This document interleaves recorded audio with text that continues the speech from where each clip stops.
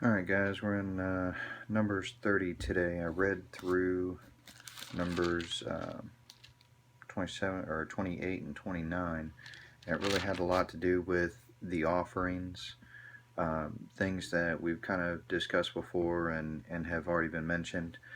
But then I got to chapter 30 and started reading through it, and something stood out at me. And starting in verses 1, we're going to just read verse 1 through 5. It says, And Moses spake unto the heads of the tribes concerning the children of Israel, saying, That this is the thing which the Lord hath commanded. If a man vow a vow unto the Lord, or swear an oath to bind his soul with a bond, he shall not break his word, he shall do according to all that proceedeth out of his mouth. So basically, if you make a vow, you're obligated to it. There's no ifs, ands, or buts. If you promise the Lord something, you're obligated. You have to do it.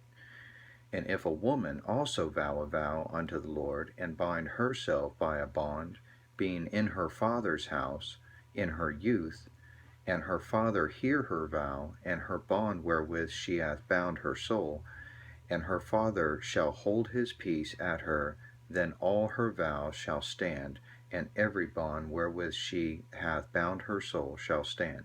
So basically, the same rule applies to a woman.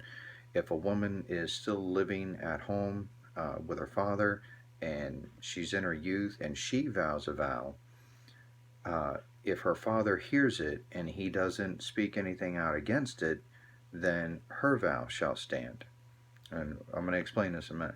But if her father disallow her in the day that he heareth not any of her vows, or her bonds wherewith she hath bound, her soul shall stand, and the Lord shall forgive her, because her father disallowed her. Alright, so basically what's going on here is God has told Moses to tell the people that tell the man, if you vow a vow to the Lord, you're obligated to it, period. If a woman vows a vow and she lives in her home, that her father has that option to either say, hey, hold your tongue, woman, or, if he says nothing, then her vow shall stand, and she is obligated just like the man. Now, it goes on and it gives other prescriptions in the rest of the chapter, and you can look at that,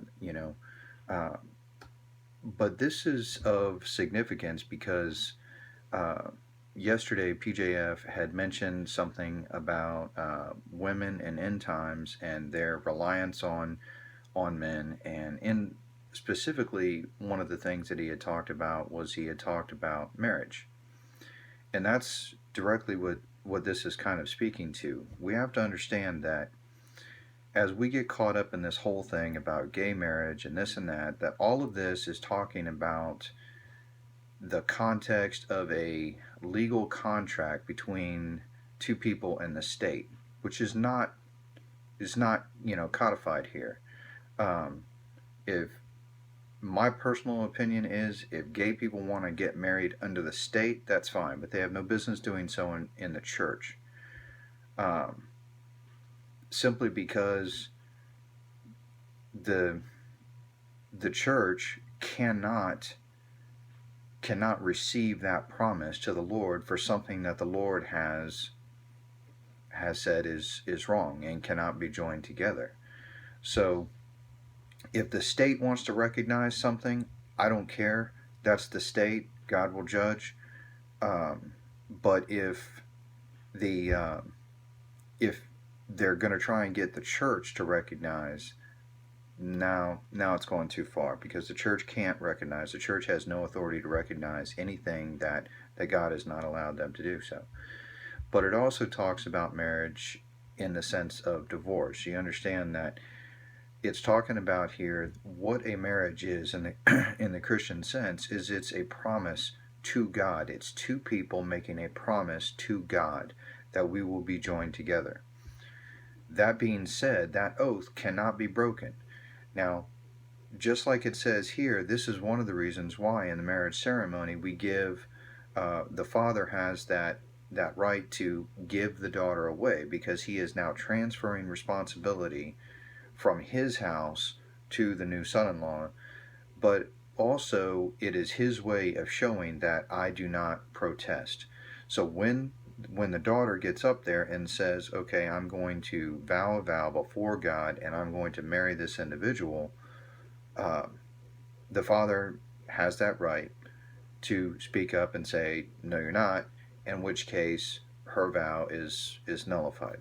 So we see a lot of this. I mean, there's a lot of things that we have developed culturally that come from this premise in this section. Um, the right to speak out in a marriage, the father giving the daughter away, um, a vow that cannot be broken unto the Lord. I mean, this is another reason why when we talk about marriage and we get into the subject of divorce, this is not to diminish anybody's suffering as far as as far as some of the things that they've gone through in divorce. But again, recognize here that before God there is no provision for uh, for divorce because you don't like that person anymore, because you don't love that person anymore, you don't want to hang out with them. This is an oath that you are making to God before this other person. You are stating, I will be with this person, period. Um, and as a result, that's something that we shouldn't take lightly. This is one of the reasons why newlyweds should really kind of, or newlyweds to be, should really kind of pause and consider what it is that they're doing, because this oath before the Lord is something that cannot be nullified. Now, later on, we see that Moses does make provisions for divorce in the case of adultery. Um, but from the beginning, and Jesus said this, from the beginning, it was not so.